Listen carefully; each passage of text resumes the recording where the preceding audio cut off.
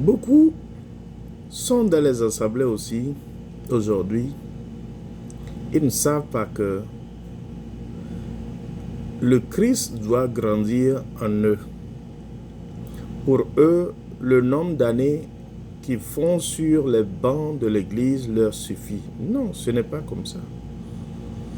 Il faut franchir des étapes. Il faut d'abord que ce Christ soit révélé en toi. Il faut lire Galates 1, des versets 15 à 16.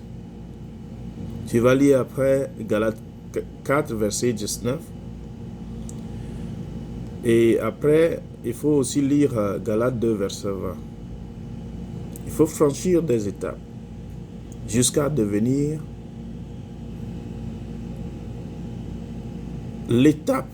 venir à l'étape désirée par Dieu. Ce pourquoi Christ est venu, ce n'est pas pour ton salut, non. Pour ton salut, c'est le bas niveau. Il faut que tu deviennes Christ, toi aussi. Tu deviennes l'image de Dieu sur la terre. Donc il va falloir qu'au début, Christ soit révélé, Christ grandisse en toi, jusqu'à ce qu'il prenne ta personnalité tout entière. Jusqu'à ce que tu parviennes à dire que ce n'est plus toi qui vis, mais Christ qui vit en toi. Et par là, tu deviendras l'image de Dieu sur la terre.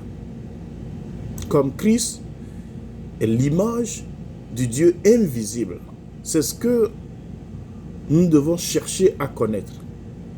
Ce n'est pas le fait de chanter, de danser et puis rentrer à la maison lorsqu'on nous demande qu'est-ce que vous avez étudié dans votre assemblée.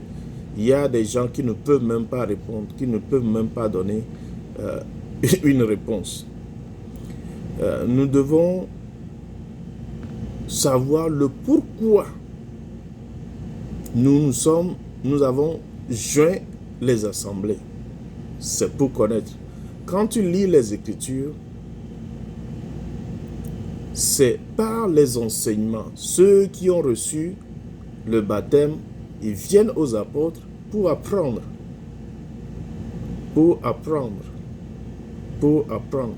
Afin qu'ils grandissent. Qu'ils parviennent à la stature parfaite du Christ. Réfléchis, Rhonda. Et si tu as des questions, n'hésite même pas à me faire signe.